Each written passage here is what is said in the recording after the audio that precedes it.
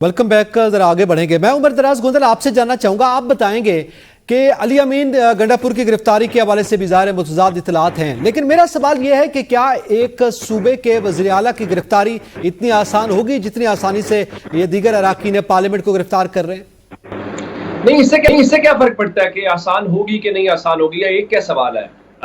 आप ये सवाल वहां करते हैं जहां सोसाइटी ऑर्गेनिक तरीके से चलती हो, जो एक नॉर्मल सोसाइटी हो। आप सवाल करते हैं कि क्या इलेक्शन मैनेज करना आसान होगा? नहीं आसान होगा, बिल्कुल आसान होगा। क्या अदालतों के ऊपर दबाव डालना, जजेस को डराना धमकाना इतना आसान होगा? जी बिल्कुल आसान होगा। और रही बात की उनकी ये गिरफ्तारी हो जाए या वो कहीं मिसिंग हो जाए, तो ये मेरे लिए कोई गैर मामूली खबर नहीं होगी, क्योंकि हमारा मुकाबला इंडिया से है। तो इंडिया में हमने देखा कि अरविंद केजरीवाल जो है वो बतौर वजीर आला दिल्ली गिरफ्तार हो गए। ये अलग बात है कि उनकी सुप्रीम कोर्ट ने उनको फिर इजाजत दे दी। तो मैं आज ये देख रहा था कि दो चीजें मैं आपके सामने रखना चाहता हूँ तरजीहात का, क्योंकि अली अमीन गंडापुर सूबे के चीफ एग्जीक्यूटिव है, आप उनको गिरफ्तार करेंगे तो भी कोई बात नहीं, प्रेसिडेंट इंडिया का मौजूद है, वो जेल से भी सुबह शायद चला लेंगे या चलाने की कोशिश करेंगे। इसको छोड़ के मैं आज देख रहा था कि दो मुल्कों की तरजीहात क्या है।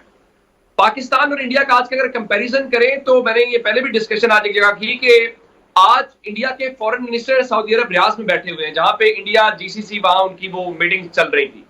आज अबू धाबी के क्राउन प्रिंस जो है वो इंडिया के अंदर आए हुए थे, जहां उनकी मोदी के साथ मुलाकात हुई है। और आपके मुल्क की आज की सबसे बड़ी खबरें क्या है, जरा अपने दुश्मन मुल्क की खबरों का अंदाजा लगाइए, तरजीहात का अंदाजा लगाइए, वहां क्या डिबेट हो रही होगी, क्या मुस्तकबिल की मनसूबाबंदी है। और हमारी क्या है कि हमने अपोजिशन पार्टी के सरबराह को गिरफ्तार कर लिया है, फलां सूबे के चीफ एग्जीक्यूटिव को गिरफ्तार कर लिया है, या गिरफ्तार करना चाहते हैं, या मिसिंग जो भी चीजें अभी तक गैर मुशद्दिका हमारे सामने हैं। तो इसका मतलब ये होगा कि अब हमारे दोस्त ममालिक भी भागम भाग पाकिस्तान की तरफ सरमायाकारी करेंगे कि देखिए कितना शानदार माहौल है, सियासी इस्तेहकाम है, इलेक्शन हुए, इलेक्शन के बाद सूरत हाल बिल्कुल नॉर्मल हो गई, कंट्रोल में हो गई। तो अब जनाब चीजें नॉर्मल हो रही हैं। मुझे ये बताइए कि अगर आप भी कोई इन्वेस्टमेंट 5-10 लाख 15 जो भी आपके पास है, कौन सा बेवकूफ होगा इस मुल्क में इस वक्त जो पैसा लगाना चाहेगा? कौन सा इस मुल्क का सरमायाकार होगा जिसको ये नहीं पता अगले चंद घंटों में क्या होने वाला है, अगले चंद दिनों में क्या होगा? फरवरी से लेकर सितंबर तक मुझे बता दीजिए एक ऐसा दिन जहां हमारे तजियाकारों ने, हमारे दोस्तों ने, हमारे कुलीग्स ने कल बड़ा होने जा रहा है, कल नजर रखिएगा, सीट बेल्ट बांध लें, ये सारे तमाशे लगे हुए। मेरी गुजारिश है इस मुल्क के विजरी फैसला साजों से, इस मुल्क के हुक्मरानों से, हर वो शख्स जो साहिब इख्तियार है, कि खुदा के वास्ते इस मुल्क को, इस मुआशरे को एक नॉर्मल मुल्क बनने दो, नॉर्मल मुआशरा बनने दो। खुदा के वास्ते एक सियासी तौर पर जो है, हम ज़ाहिर सियासी तौर पर मुस्तहकम पाकिस्तान ही एक बेहतर मईशत की तरफ लेके जा सकता है। यकीनन ये आपके कंसर्न दुरुस्त है। मैं सना मिर्जा आपसे जानना चाहता हूं, अब आज गुफ्तगू की चीफ जस्टिस ऑफ पाकिस्तान काजी फायज ईसा ने नए अदालती साल के आगाज पर, और उन्होंने जो तौसी का मामला था, एक्सटेंशन को लेकर उन्होंने नो कहा। उन्होंने कहा मैं एक्सटेंशन नहीं ले रहा, बल्कि इवन के मुझे जब ये कहा गया कि चीफ जस्टिस साहबान की उम्र की हद बढ़ाने की बात की जा रही, तो उन्होंने कहा उस सूरत में भी मैं एक्सटेंशन नहीं ले रहा, दीगर जज साहबान की कर दीजिए।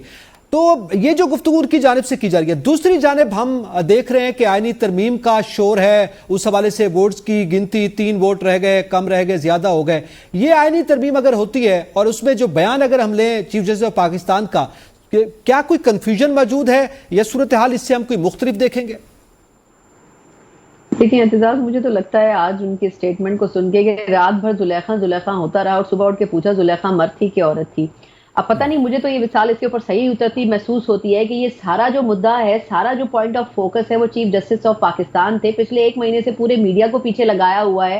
तमाम जो सोशल एक्टिविस्ट हैं, यूट्यूबर्स हैं, मतलब कौन सा ऐसा रीजन और फैक्टर नहीं होगा जिसने इसके ऊपर बात नहीं की होगी कि जी चीफ जस्टिस ऑफ पाकिस्तान के लिए इतना अक्रॉस द बोर्ड जाकर एक नई लेजिस्लेशन करने की कोशिश की जा रही है, और फिर एक दिन चीफ जस्टिस साहब ये कहते हैं कि जी मुझे तो इसकी जरूरत ही नहीं है, और अगर ये हो भी जाती है तो फिर मैं कम से कम वो उससे फैजियाब होने वालों में शामिल नहीं होऊंगा। तो ये जो 15 दिन पहले राना सनाउल्लाह साहब ने स्टेटमेंट दिया था कि जी चीफ जस्टिस साहब जो थे, उन्होंने कहा अगर सबके लिए हो जाती है तो उसके बाद मेरे लिए भी कर दी जाए, कोई फर्क नहीं पड़ता। चीफ जस्टिस ऑफ पाकिस्तान एक स्टेटमेंट जारी कर देते, इसमें बात ही खत्म हो जाती है, यानी पूरी कौम को ट्रक की बत्ती के पीछे आपने लगाए रखा।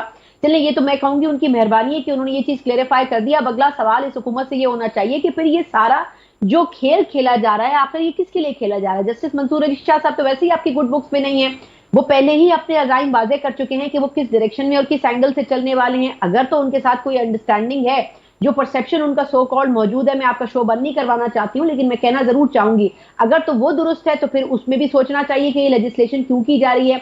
क्या हम एक नई कॉन्स्टिट्यूशनल कोर्ट्स बनाने के लिए जा रहे हैं, इसके ऊपर भी बात होनी चाहिए। टेन्योर आखिर क्यों बढ़ाने जा रहे हैं? आपने पाकिस्तान का कोई इदारा नहीं छोड़ा जहां पर आपने मौजूद हेड को, चेयरमैन को, उसके कंट्रोलर को एक्सटेंशन ना दियो। आपने हर पाकिस्तान के इदारे का बेड़ा गर्क कर दिया। आप घूम फिर के ये अदलिया बची थी, इसका भी बेड़ा गर्क करने आप जा रहे हैं। भाई एक हायरार्की का सिस्टम कोर्ट्स में बना था खुदा खुदा करके कि एक सीनियर के बाद अगला सीनियर आएगा, आप उसका बेड़ा गर्क करने के लिए भी तैयार हैं। पहले ही आप पहले नंबर से 5वें नंबर के बंदे को जर्नैल बना देते थे, उसके बाद अब आप यही काम जुडिशरी में भी करने जा रहे हैं। खुदारा उनको जो काम कर रहे हैं करने दें। टेन्योर बढ़ाने से क्या होगा? ये बात दुरुस्त है जो लोग कह रहे हैं कि पहले आप लोअर कोर्ट्स में नंबर तो पूरा करें, हाई कोर्ट में तो नंबर पूरा करें, फिर आप सुप्रीम कोर्ट में नंबर पूरा करें। जो करने वाले काम है आप वो नहीं करना चाहते, फिर उसके बाद आप वो काम करते हैं और आप कहते हैं कि जी हम तो हुकूमत है, हम भला करना चाहते हैं आवाम का। तो आवाम खुद फैसला कर लेगी। मेरा ख्याल है कि उनके लिए जरूरी क्या है, ये जो कर रहे हैं या जो नहीं करना चाहते हैं, आवाम पे छोड़ दें इसे। ठीक है। अच्छा, ये हमाद हसन साहब, आप ये कोई कंफ्यूजन देख रहे हैं? चीफ जस्टिस साहब का बयान अलग है, हुकूमती इकदाम कहीं और हैं, किसके लिए सब कुछ किया जा रहा है? हमाद हसन साहब,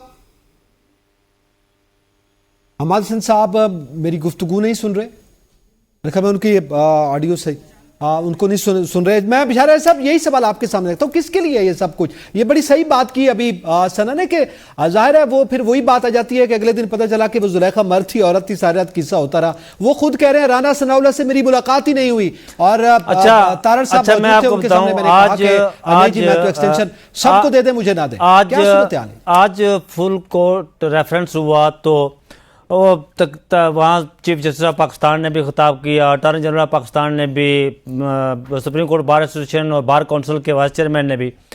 उसके बाद वहाँ पर वो ज़ाहिर है चाय शाय का इंतज़ाम था, तो हम चले गए चीफ जस्टिस ऑफ पाकिस्तान के पास ना। वहाँ तो बाकी दीगर जजेस भी थे, सबसे हमारी बातचीत ज़ाहिर साफ़ी खबर के पीछे होता है कि क्या होने जा रहा है और क्या होगा, मखसूस नशिस्तों का फैसला कब आ रहा है।